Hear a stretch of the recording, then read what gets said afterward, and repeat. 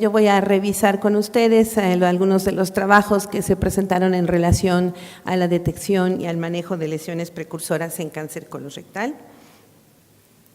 Esta imagen quiero utilizarla solo para hacer hincapié cómo estamos en la actualidad en cáncer colorectal y para comentarles qué es lo que va a pasar o lo que se proyecta para el 2030. En la actualidad es el tercer tumor más frecuente de todas las neoplasias y el primero en tubo digestivo.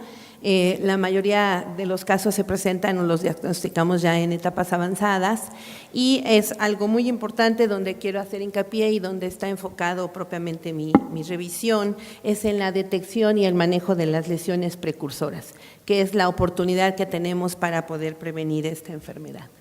El tercer lugar de todas las neoplasias consideradas por Globocan en los últimos años, sin embargo se prevé que para el 2030 cáncer de colon sea la primera neoplasia de todas, desplazando a mama y a pulmón. Esto es algo que para los gastroenterólogos debemos ocuparnos en cuanto a la detección de estas enfermedades. Y yo revisé 8 trabajos en relación al diagnóstico y en relación al tratamiento de estas lesiones precursoras. Este es un trabajo en relación a tamizaje y este es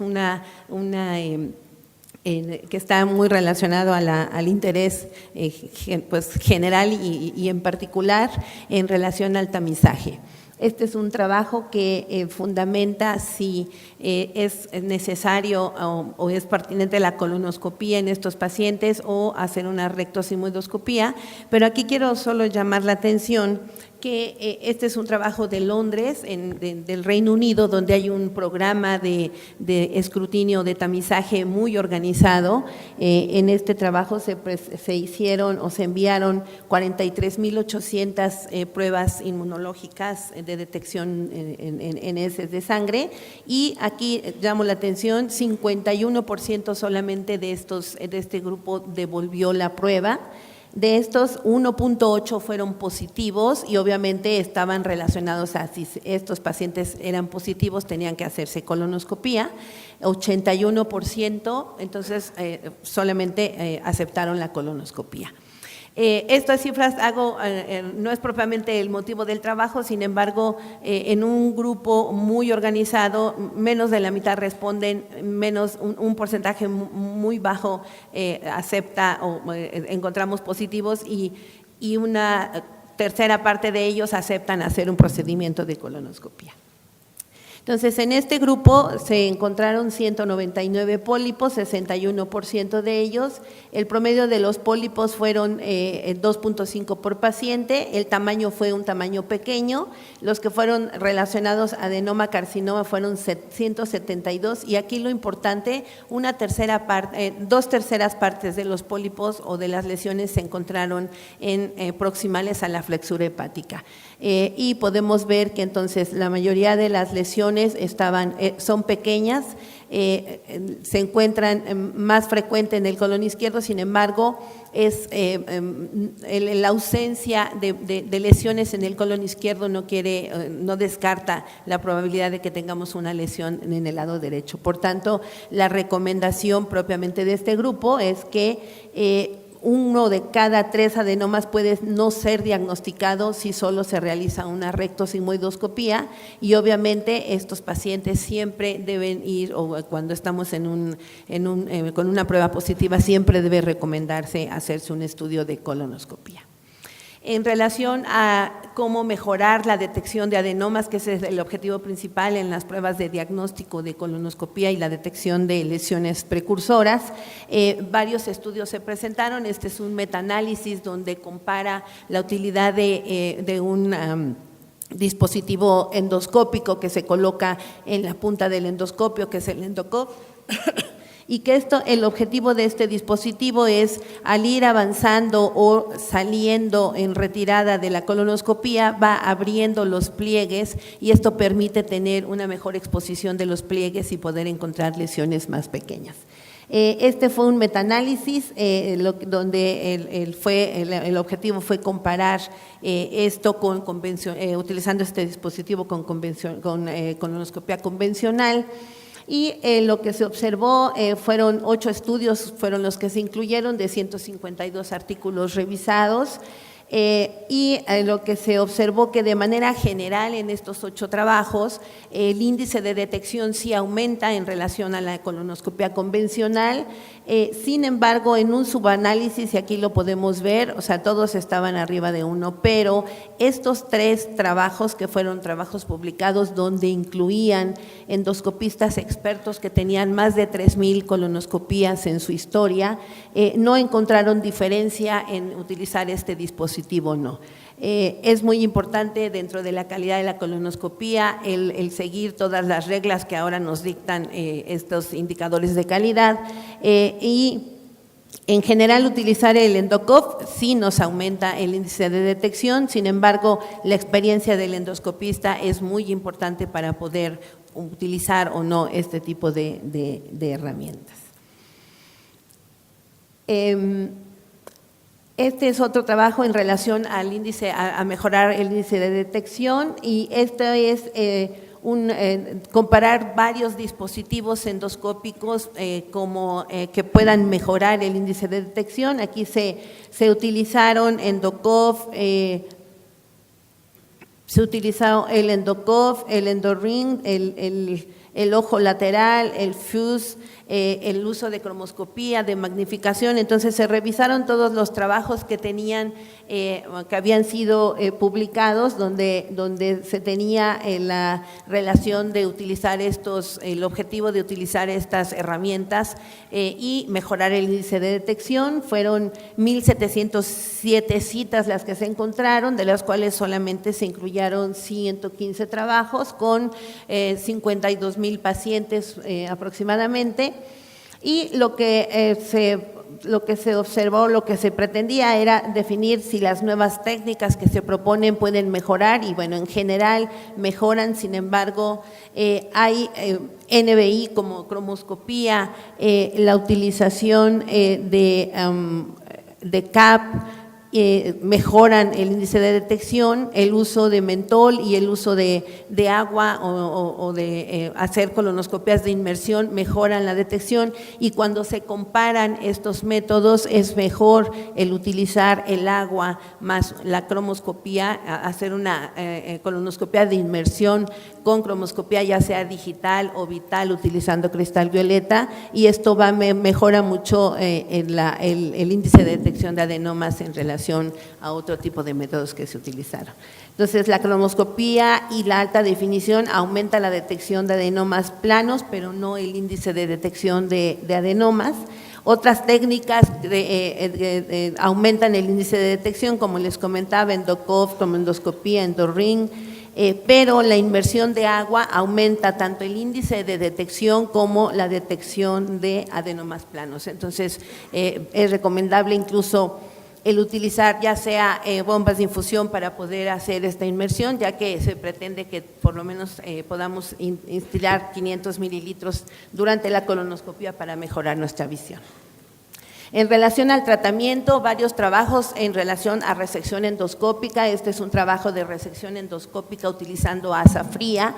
El objetivo de este trabajo, este es el asa fría con lo que contamos, 9 milímetros tiene de apertura, y esto fue principalmente en pólipos cerrados, y el objetivo fue pues describir y evaluar los resultados de la resección con este instrumento, utilizando, como les comentaba, asa fría. Tradicionalmente utilizamos asa caliente en lesiones mayores de 10 milímetros, y esto, el criterio de inclusión fueron lesiones mayores de 10 milímetros. Se hizo una elevación primero utilizando una sustancia que permanece más en la submucosa, succinato más azul de metileno, para poder marcar el margen.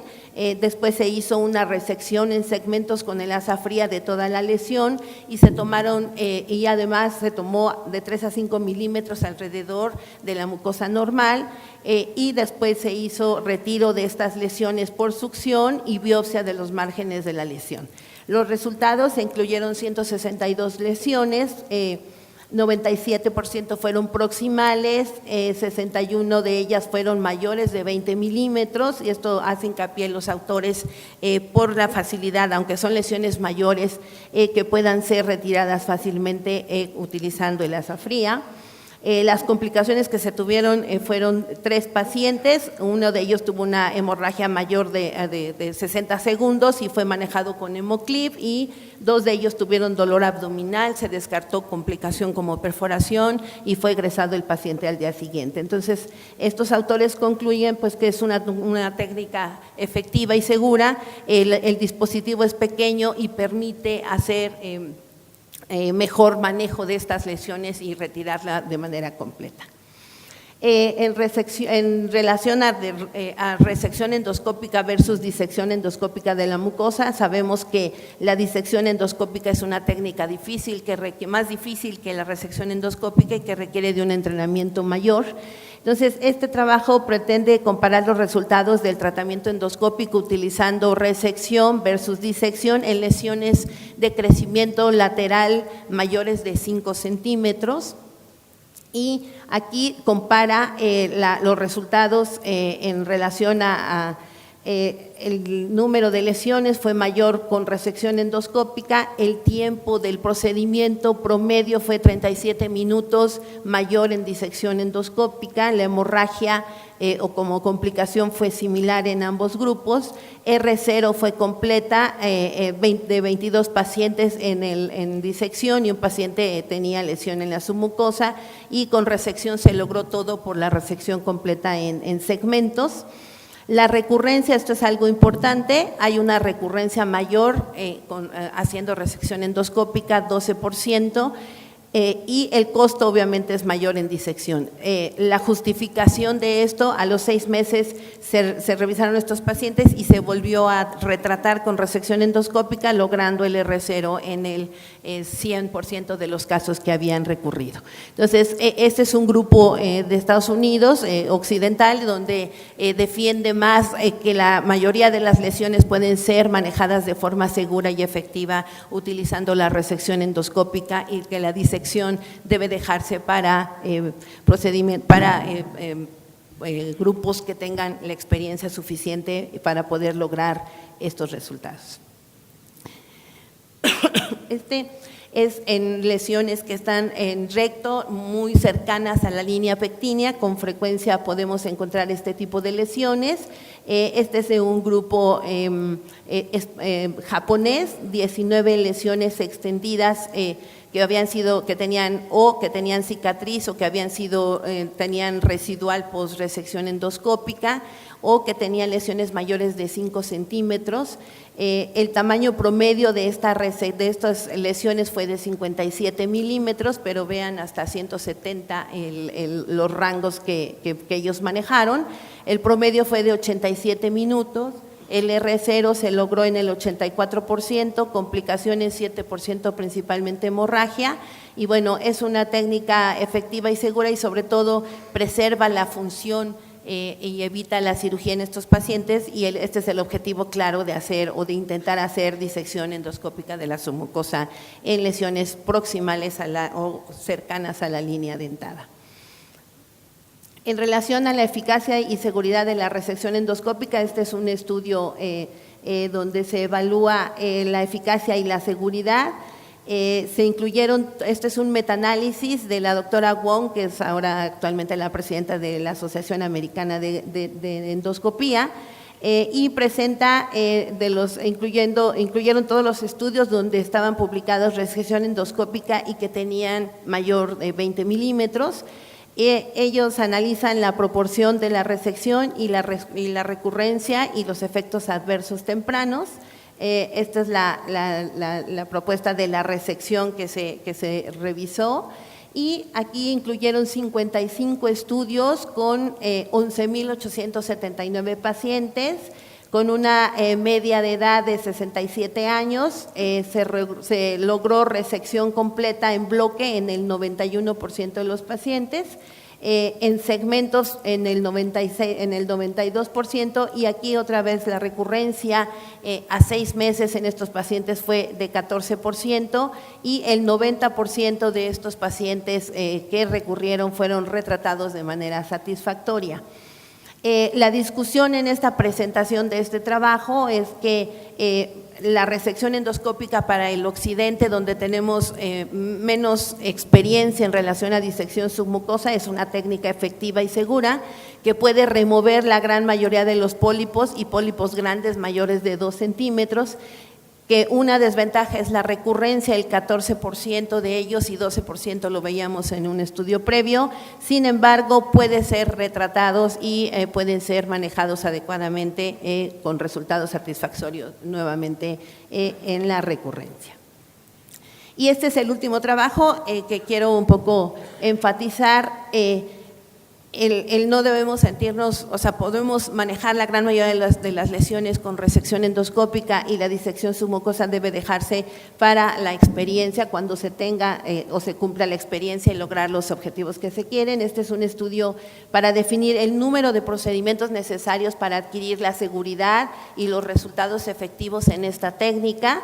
Se revisó una base de datos multicéntrica de 19 hospitales en Japón en este periodo y donde se revisaron 560 disecciones endoscópicas en colon por 34 endoscopistas.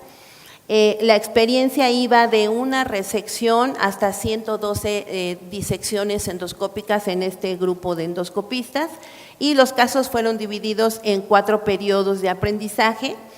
Los periodos iban entre 1 y 120 casos, y luego el 2 de 21 a 40, el periodo 3 de 41 a 60 casos y el periodo 4 cuando tenían más de 60 casos. Y lo que vemos aquí que de acuerdo al periodo en el que se evaluaron, obviamente va en relación al número de casos que estos endoscopistas tenían, se lograba una resección completa R0 mejor en el periodo obviamente 3 y 4, y obviamente las complicaciones también eran mucho menores y muy cercanas a lo que los expertos han publicado en relación cuando se tiene más de 40 en el periodo 3 y en el periodo 4. Por tanto, los autores sugieren que cuando se va a realizar o para sentirse seguro y se puedan lograr estos resultados de R0 y de bajas complicaciones, por lo menos el endoscopista debe tener 40 casos o más para lograr una técnica segura y efectiva. Y bien, con esto quiero puntualizar que la colonoscopía es una técnica estándar para la detección y manejo de las lesiones. Existe evidencia que el utilizar cualquier dispositivo endoscópico o combinarlo con inversión de agua mejora el índice de detección de adenomas. La resección endoscópica es una técnica segura y efectiva para el manejo de los pólipos grandes.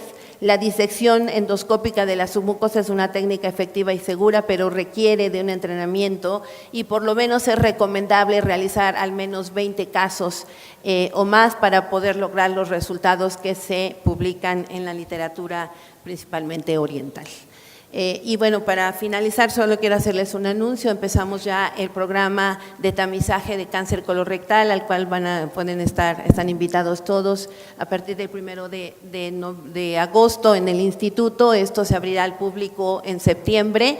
Estamos iniciando con una prueba inmunológica, y prueba positiva va a una colonoscopia. Muchas gracias.